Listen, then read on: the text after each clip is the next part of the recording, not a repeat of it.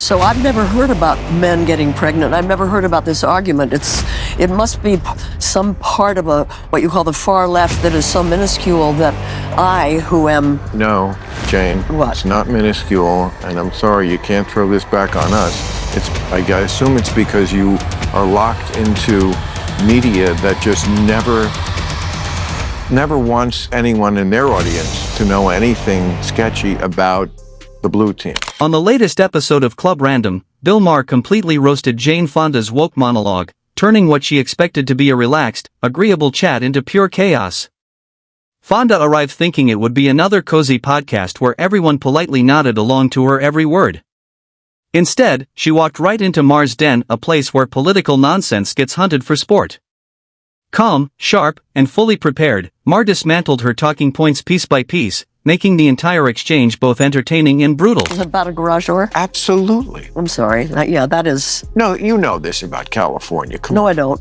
Well, I'm sorry, I don't. You've never heard that California is overtaxed and overregulated? That we are a one-party state where there's sort of no checks on that sort of extreme leftism. And that, what do you think? I don't for a minute consider California a state that is extreme leftist. Not at all, not any way. Well, that shows where your politics are. There's a lot to unpack here. Jane Fonda has been living in the Hollywood bubble for so long, she probably believes the air outside still smells like a movie set. Years of red carpets, polite applause, and crowds that cheer for every virtue signal have blurred her sense of reality, what's genuine and what's just good lighting. In her world, hashtags pass for logic and moral posturing feels like a TED Talk. But Bill Maher isn't playing along. He walks in armed with a needle of truth, ready to pierce that cinematic fantasy and bring Fonda crashing back to earth, where bills are real and bad ideas actually have consequences. So grab your popcorn, this one burns on impact. Became the birthers, they became the Tea Party. There's about a third of this country that's very hard right. Mm-hmm. Of course they love Trump. When he left office, he had an approval rating of 34%. So he really only had those people. Mm-hmm. Why is he now like tied? Because the other part of the coalition are people who, they don't really like him that much. They just think the far left has gone so nutty on so many issues. That's what they're being told. That's what they... By people like you. Because it's true. You think the far left does nothing crazy? Oh, I'm sure they do. You can almost feel the tension as the two face off, that sharp silence right before the verbal fireworks start. In one breath, Jane Fonda calls out Maher for saying the far left has gone too far, and in the next, she basically agrees with him. The irony couldn't be more perfect. It's the far left's favorite trick, deny everything, dodge the point, then accidentally prove it mid-sentence. Maher catches it instantly, the audience follows, and suddenly Fonda finds herself front and center in her own undoing. Let's keep it rolling. Who is the far left? What do you mean when you say far left? I mean, I could give you a million examples. Yeah, well, give me one. Okay, the NAACP. You think the NAACP is far Could I left? finish my sentence? Yes. You asked me for an example. Yeah. Travel advisory, that's like the State Department does to go to, I'm sure when you went to Vietnam, they were advising you not to.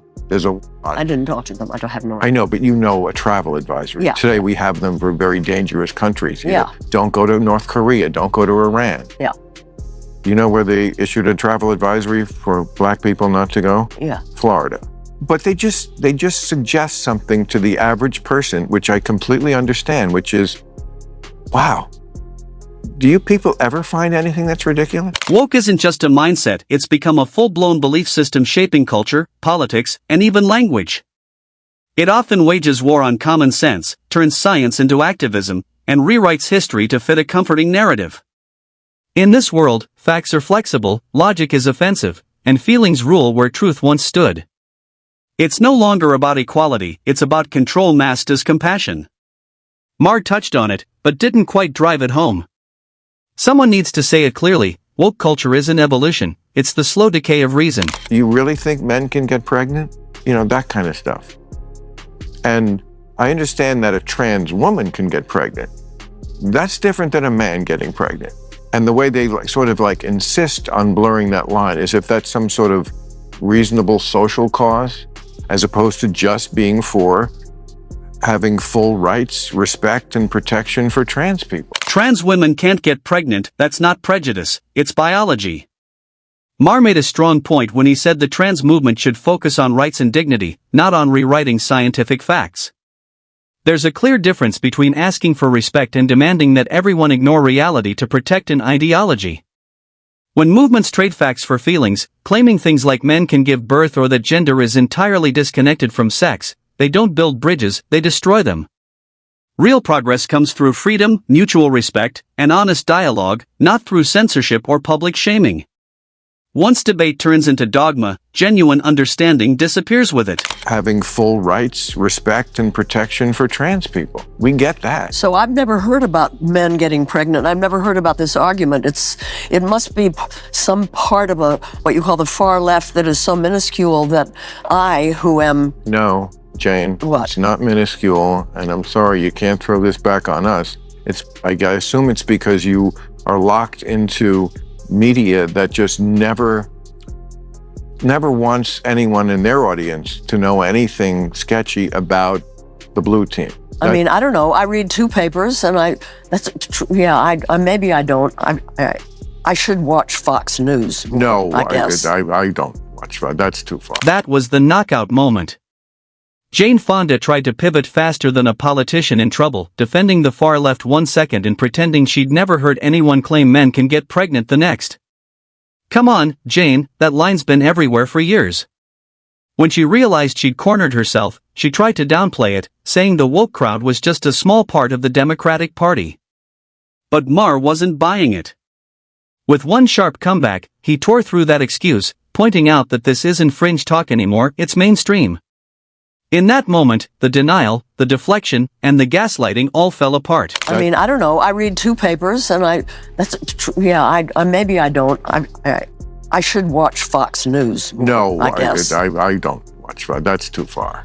But you don't have to. I'm not going to torture myself. I'm for the team that understands that everybody should have the same opportunities, that everybody should be able to attain a middle-class life. That's right. Yes, that's not what we're talking about. And that's how it ended, with Jane Fonda practically waving the white flag. Cornered, she tried to joke about wishing she'd watched more Fox News, but the line landed deeper than she meant. It sounded less like humor and more like quiet admission. For years, her Hollywood bubble had kept her cut off from real debates happening in the world, on TV, online, and at kitchen tables across America. While she floated in applause from like-minded elites, reality moved on without her. Maher simply pulled back the curtain, and for the first time, she saw how far that bubble had drifted. Sometimes truth doesn't need to shout, it just needs to break the illusion. That certainly has been the history of this country, was police who were all too willing to shoot black people. So defund the police, though, was not a good idea. And you know who mostly didn't think it was a good idea was black people, because they want police in their neighborhoods, probably more than we need them in ours. That's the trap of woke culture. It runs on emotion, not reflection. The loudest voices rarely stop to ask what happens next, they just ride the next moral wave until it crashes. Remember defund the police? It was once hailed as justice, but when crime spiked and streets got rougher, those same communities were the ones asking for more protection. It's a harsh reminder that outrage without strategy can backfire. Virtue signaling feels good in the moment, but it often hurts the very people it claims to help. The Republicans tried to catch the Democrats with this, and they put this on, they brought it up in Congress. Yeah. And all the Democrats voted against it. The Democratic politicians were not for defunding the police. It's that radical fringe that has captured a lot of the media, academia, some of these cultural institutions that are not liberal anymore by my old school liberalism. The ACLU was all about free speech. They don't really believe in it anymore. They believe, in one of their chief people who is trans said, I will die on this hill of banning this book. Exactly. Maher nailed it. The woke left has become the loudest and most dominant force in the Democratic Party, controlling the tone, the language, and which ideas are acceptable. Moderates stay silent, afraid of being labeled or canceled, while anyone who pushes back gets attacked or erased. What once stood for progress and open debate has turned into a loyalty test to an ever-shifting moral code. Maher's warning hits hard. If the left doesn't regain its balance, the woke fringe could drag the entire movement down. Most voters say U.S. can't repair severe divisions.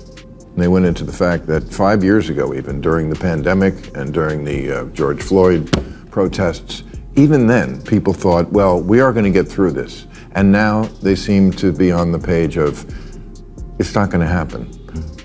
You know, Bill, what do we do? But did you see the story? Yeah, and I think what's new about this moment, one of my teachers and friends, Dov Seidman, likes to say this, we aren't divided, we are being divided. That's right. By companies for profit, okay?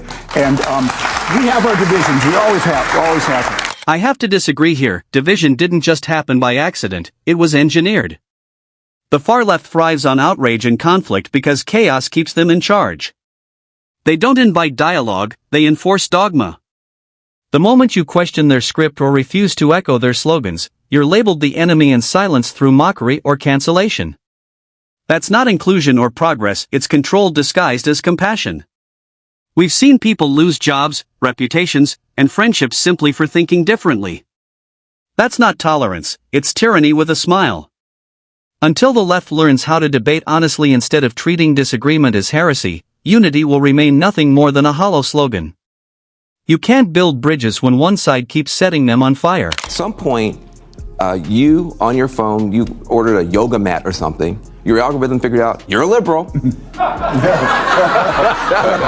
Then your neighbor looked up a truck. You're conservative. And from that day forward, you got different information every day and nobody sent the notice. And so now you literally think your neighbor is insane because how could they possibly think this stuff? But if you put your phone next to their phone, you're in different algorithmic universes, and that is brand new and very dangerous. For once, I agree with Van Jones, we need a shared digital space where opposing views can actually clash and spark real dialogue. Right now, social media traps us in echo chambers, feeding us only what we already believe. That's not awareness, it's ignorance disguised as comfort. If we want real understanding, we have to face ideas that challenge us, left listening to right listening to left, without outrage or cherry-picked clips. Until algorithms stop locking us in bubbles, we'll keep mistaking comfort for truth. Thanks for watching, don't forget to like, subscribe, and stay tuned for more.